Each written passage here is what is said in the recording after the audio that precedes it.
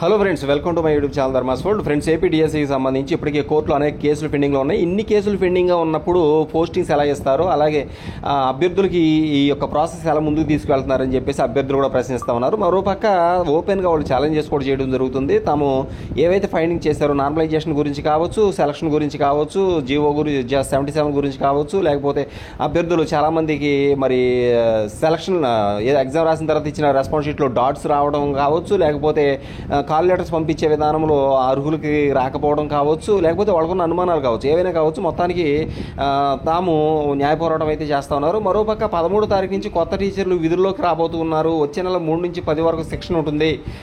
పాఠశాల విద్యాశాఖ కూడా నిర్ణయం వెలిబుచ్చడం జరిగింది. మెగా డిఎస్సి ద్వారా ఉద్యోగాలు పొందిన కొత్త ఉపాధ్యాయులకు అక్టోబర్ 3 నుంచి 10వ తేదీ వరకు శిక్షణ కార్యక్రమాలు నిర్వహించాలని పాఠశాల విద్యాశాఖ నిర్ణయించింది. ఆ సమయంలోనే వారికి కౌన్సిలింగ్ నిర్వహించి పోస్టులు కూడా ఇవ్వడం జరుగుతూ ఉంది అని చెప్పేసి తెలుస్తూ ఉంది. ఆ తర్వాత 13 నుంచి కొత్త టీచర్లు విధులకు అంటే స్కూల్స్కి రావడం జరుగుతుంది. మరోవైపు మెగా డిఎస్సి తుది జాబితాపై ఏమైనా అభ్యంతరాలు ఉంటే అభ్యర్థులు అక్టోబర్ 25 వరకు తెలపవచ్చని డిఎస్సి కన్వీనర్ ఎంవి కృష్ణారెడ్డి తెలియజేశారు. ఇందుకోసం పోస్టులకు, జిల్లా స్థాయి పోస్టులకు ఆర్జేడీ అలాగే 2 డిఏఓలతో జోనల్ కమిటీ, 3 రాష్ట్ర స్థాయి అధికారులతో కమిటీలను నియమించినట్టు తెలుస్తుంది.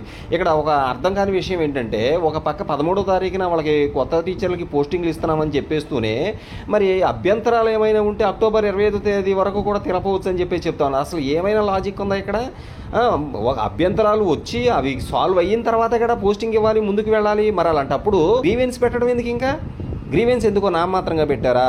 మరి దాని అర్థం అదే కదా. ఇప్పుడు 25వ తారీఖు దాకా గ్రీవెన్స్కి అవకాశం ఇచ్చి 13వ తారీఖు కల్లా టీచర్లకి పోస్టింగ్లు ఇచ్చేస్తున్నామంటే అర్థం ఏంటి? ఇక్కడ ఆలోచించాలి మనం.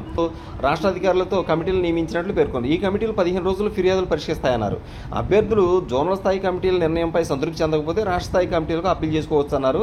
రాష్ట్ర స్థాయి కమిటీ నిర్ణయంపై కూడా సంతృప్తి చెందకపోతే తుది అప్పీలేట్ అథారిటీ అంటే డైరెక్టర్ వారికి దరఖాస్తు చేసుకోవాలని పెరుగుతున్నారు. ఇది తుది అప్పీలేట్ అథారిటీకి ఈ ఫిర్యాదును 30 రోజుల్లో పరిష్కరిస్తుందని చెప్పేసి చెప్పారు. ఇదంతా మనందరికీ తెలుసు. అయితే ఇక్కడ విషయం ఏంటంటే, మనం ఆలోచించాల్సిన విషయము, అక్టోబర్ 25వ తారీఖు దాకేమో గ్రీవెన్స్కి అవకాశం ఇచ్చారు. అక్టోబర్ 25 లోపు సబ్మిట్ చేయాలి, మీకు సమస్యకి సొల్యూషన్ వస్తుంది అని చెప్పేసి అక్టోబర్ 25 వరకు గడువు ఇచ్చారు. కానీ పోస్టింగ్స్ ఏమో 25ని 13వ తారీఖునే ఇచ్చేస్తామని చెప్పేసి చెప్తా ఉన్నారు. మరి వాళ్ళకేమో ఒక పక్క వాళ్ళ ప్రాసెస్ ఆపకుండా మరో పక్క ఇంకేదేదో మభ్యపెట్టే పని చేస్తున్నారా అని చెప్పేసి క్వశ్చన్స్ అయితే వేస్తా ఉన్నారు అన్నమాట. అభ్యర్థులు అడిగే ప్రశ్నలు ఏంటంటే, ఇక్కడేమో 13వ తారీఖునేమో పోస్టింగ్ ఇచ్చేస్తామంటున్నారు, ఇంకోటి 25వ తారీఖు దాకా అభ్యంతరాలు చెప్పబోతున్నారు. ఒక పక్క ప్రాసెస్ జరిపించేసేసి అభ్యంతరాలు తీసుకుని ఏం చేస్తారు? అభ్యంతరాలు పరిష్కరించిన తర్వాత కదా ప్రాసెస్లో ముందుకు వెళ్లాల్సింది అని చెప్పేసి అభ్యర్థులు అడుగుతా ఉన్నారు. Thank you so much for watching. Please share this video and subscribe.